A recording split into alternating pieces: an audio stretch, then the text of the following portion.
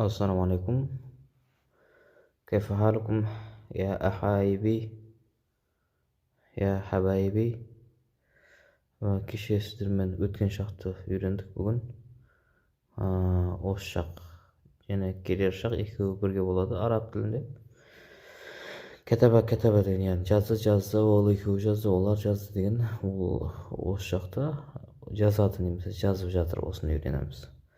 Кешегі неге тура сол кестеге ұқсас, бірақ та осы шақ. Мысалы, мына үшінші шақ ол, екінші шақ сен, бірінші шақ мен. Және мынау жекеше деген екілік деген екеу, к деген көкше, е деген ертегі, ә деген әйелтегі. Екінші шақ пен үшінші шақта әйелтегі, ертегі болады.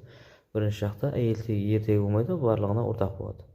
Әктубы мен жазып жатырмын деп, әйелде ерді айта береді. Нәктубы біз жазып жатырмыз деп, әйелде ерді айта береді. Бірақ екінші шақ, үшінші шақта әйел мен ердің айтылуы өзгеше болады.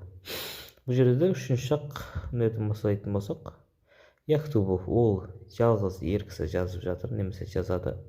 Яктубани ол екі ер кісі жазып жатыр немесе жазады. Яктубуна олар жазады немесе жазып жатыр. Тактубу ол әйел кісі жазып жатыр, жазады. Тактубани ол екеуі ұқсас, айырмашылығын білмейсің осы жерде. Тактубани екі әйел жазып жатыр. Яктубна олар жазады. Қараңыздар, неде т, неде е. Шатастырып алмаңыз. Тактубу сен жазасың, ер кісі, үшінші шақ әйел кісі мен екінші шақ ер кісі жалғыз, бір-біріне ұқсас болады. Сен жазасың, тактубани сен екеуің жазасың, тактубуна сендер жазасыңдар, ер кісілер. Тактубина сен жазасың, осы ешкімге ұқсамайды, сондықтан мұны шатастырмайсыз. Тактубина сен әйел кісі жазасың, тактубани сен екі әйел кісі жазасың. Бұлар барлығы ұқсас.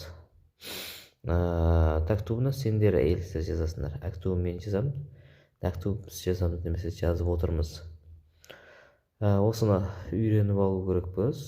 Кез келген етісті, үштік етісті, үш әріптен құралған етісті осы формаға салу арқылы біз түрлендіреміз. Кім жазып жатыр? Ол ма, олар ма, сен ба, сендер ма деген секілді осы формаға кез келген етісті салу арқылы біз түсіндіріп түрленdiреміз.